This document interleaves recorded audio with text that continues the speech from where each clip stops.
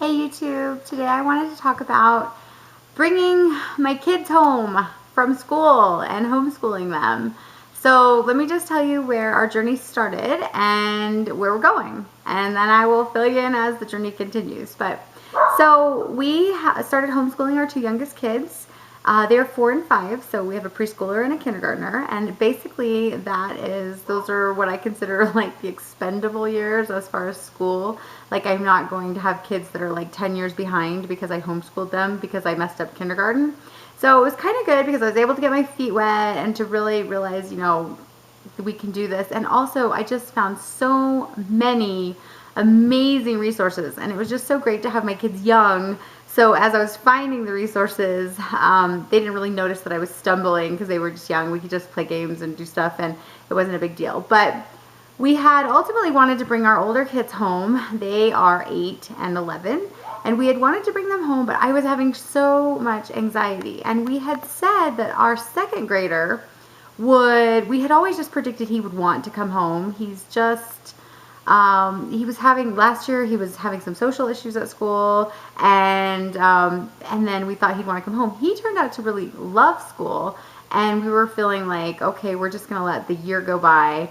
And our oldest one, we had always said we would let him go to 8th grade, and then we would do the partial enrollment with college and homeschooling, which isn't exactly what we wanted, but we thought he loved school so much that we would we kind of thought that was our only option to not have him hate us.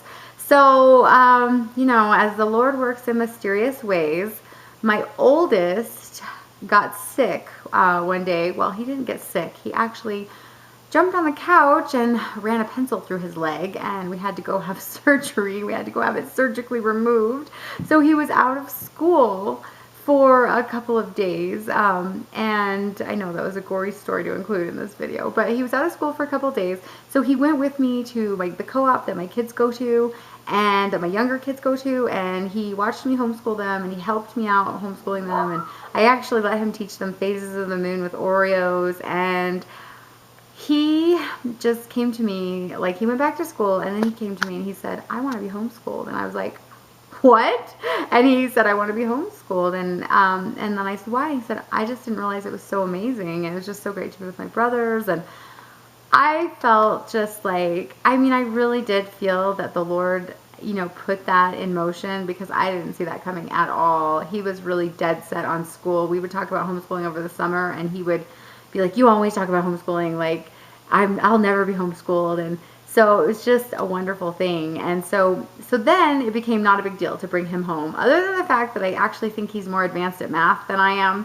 My husband is an engineer, so I'm pretty sure we're going to do math at night, not during the day.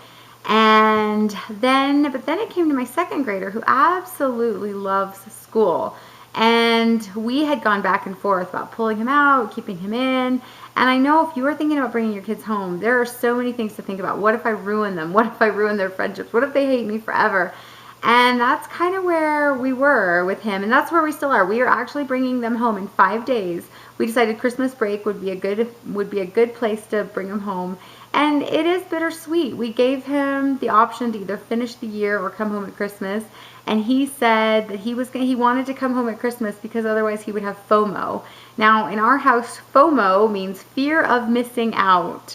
So he was having fear of missing out what his brothers were doing. So we are bringing them both home, and I just think I've done a lot of research on this subject because I've had a ton of anxiety and laid awake nights worrying about this and praying about this. And so kind of what I've found from people who've brought their kids home is that you can't just bring them home, sit them down at the table, and make them start working.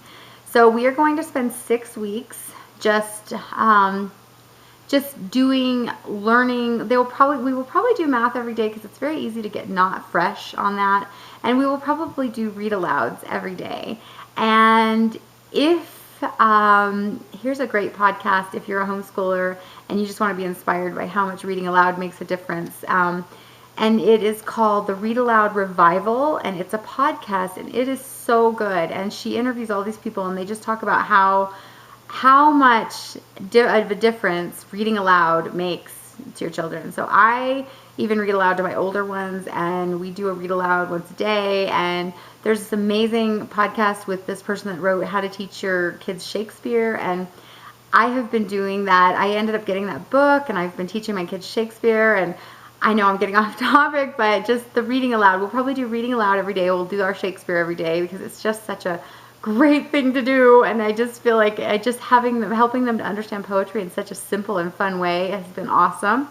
And so let's see. So I got off topic there. So we'll probably read aloud every day, and we'll probably do math every day. But other than that, we are going to go to the zoo, and I'm just going to make it like where their critical thinking and their life experiences for about 6 weeks. We're going to go to the zoo and the Nature and Science Museum, and we're going to take field trips, and we're just going to go do fun stuff and just learn that way for about 6 weeks. And then we're going to slowly integrate school back in. But that is our plan for right now. And then the other thing that I'm doing is I promised my 2 older kids that I would not implement gym and swim with my younger ones, which is kind of what we're doing for PE, until they came home. And gym and swim for us is going to the YMCA, putting my 2 younger ones in the child care, and taking my 2 older ones to work out, which they absolutely love to do, and then taking all of them swimming after that. And we are planning to do that 2 or 3 days a week. And we used to do swim lessons, and it was just always, it was crazy expensive. And either they took group lessons, or they either took group lessons or they took private lessons, and it was just expensive and time consuming, and I just felt like they were never getting anywhere. And then one day it dawned on me that I was on the swim team for most of my life. I grew up in Saudi Arabia, so I was on the swim team for 9 years while we were there, and we competed every weekend because it was never cold. It was never too cold to compete. And then I was on the swim team when we moved back to the States, so I suddenly realized I can probably teach my kids to swim. So we decided I started to take them and just start implementing swim lessons on my own. And if you're interested in that, I don't have the link, but I actually have pinned it. If you just type into your Pinterest to teach your kids to swim or homeschool swim lessons, you can actually print off swim lessons for your kids at different levels. And so that's what I've done, because even though I am a solid swimmer myself, I really don't know how to teach lessons. We're the best place to start. And my 2 older ones are solid swimmers. I just need to improve their technique and really get them a little faster and better, so that I could actually really feel confident with them in the water. And then my younger ones, I need to get them. I have one that absolutely has a fear of water, and he was my preemie, my heart condition baby, and so he has reason, but we need to work through that. And so once again, I'm off topic, but anyway, I'm going to teach them swim. So that is what I'm planning on doing. Essentially, what I just told you with the gym and swim and all the things is I'm going to make it really fun. We are still going to be learning, but it's still going to be really fun. And as you guys know, we are moving into an RV, and so I think we're going to just, they are going to see a huge blessing with homeschooling when we are able to take trips with my husband and just really, really do things. And that is the thing, I'm just planning on showing them how amazing homeschooling is. And I know we will have days, especially with my 8-year-old, who will say, I wish I was back at school on days that it's a rough day, but I really think that this is a good thing. And the other thing for us that I really found a key point in not waiting till the end of the year and not, even though there's that part of me that says, gosh, we've got a good thing going. He's happy at school. We go to a great school. In fact, we were founding parents of that school, so it's kind of weird that we're pulling our kids out. It has nothing to do with the school. It just has to do with what we want to do.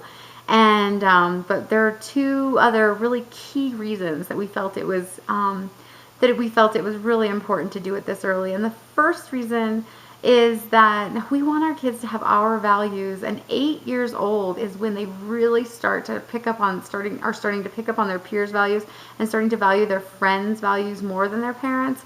And so we really wanted to nip that in the bud. We were already seeing some inappropriate language and some inappropriate things, and even though my son was really good about not using it, I could tell he was being exposed to it. And I just didn't want him to be exposed to it as normal until he was old enough to really decipher when to use it and when to not use it. And I guess you should never use it, but able to kind of make decisions to not try to look cool. And so that was a reason. And also we wanted to really raise our kids with a really strong faith. I was raised in an atheist family, and I really feel that it affected my quality of life because I just didn't have that. I didn't have that, that unconditional love or feeling that you get when you have a belief. And so we really wanted to raise our kids with a strong faith. And, if you can have Bible study every day, then that really helps. And then last but not least, and this is probably the least important reason, but my 8-year-old especially, my 11-year-old to some degree, but my 8-year-old is a very passionate piano player, and he just surprised us by really picking up on it really fast. And he is finding that practicing 20 minutes a day when he gets home from school, and in combination with Boy Scouts and he has Boy Scouts, and he has Awana, and he has karate, and he has piano lessons, and